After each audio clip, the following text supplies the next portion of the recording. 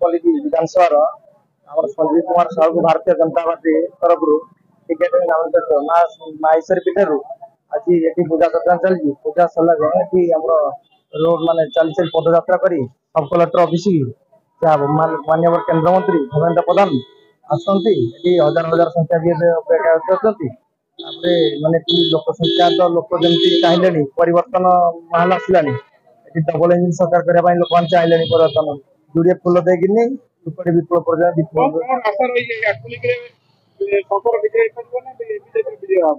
BJP निश्चित विजय किसी सुनिश्चित किसी सन्देह वाला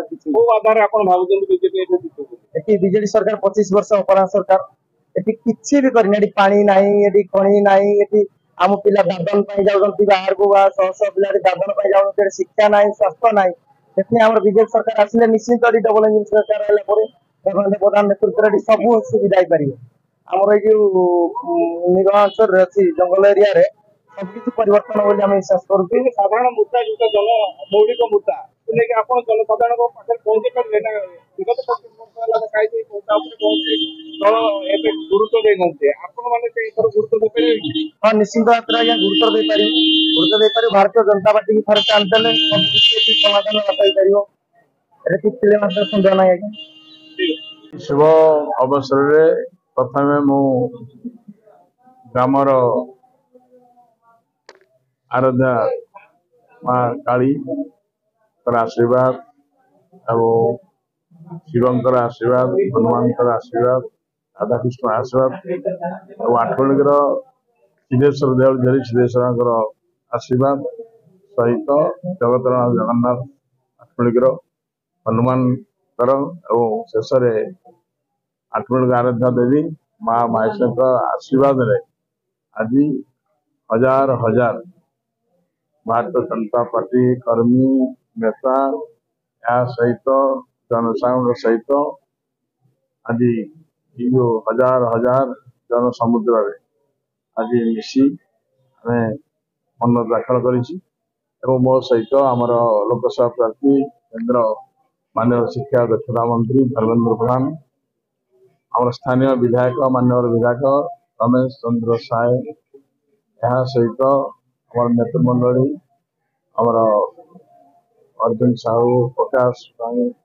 शंकर मिश्र और मंडल समस्त सभापति मान या सहित जिला संपादक आरंभ कर आमर आठमल्लिकर ये अच्छा आमर समस्त वरिष्ठ नेतृमंडली या सहित हजार हजार आमर कर्मी मान जरिया जनसांख्यिक जरिया मनपत्र दाखल कलु आज जो भाव में उत्साह उद्भावन आम सहित आठमल्लिकर आज जनसाधारण या सहित जिलार आम भारतीय जनता पार्टी जिला सभापति आरंभ कर समस्त कार्यकर्ता जो उत्साह उद्भावन सह आम सहित सामिल होती तेणु सामिल हो आज मन दाखल कर जना पड़ी स्पष्ट जना पड़ी भारतीय जनता पार्टी विजय संग्राम जनता पार्टी दल तरफ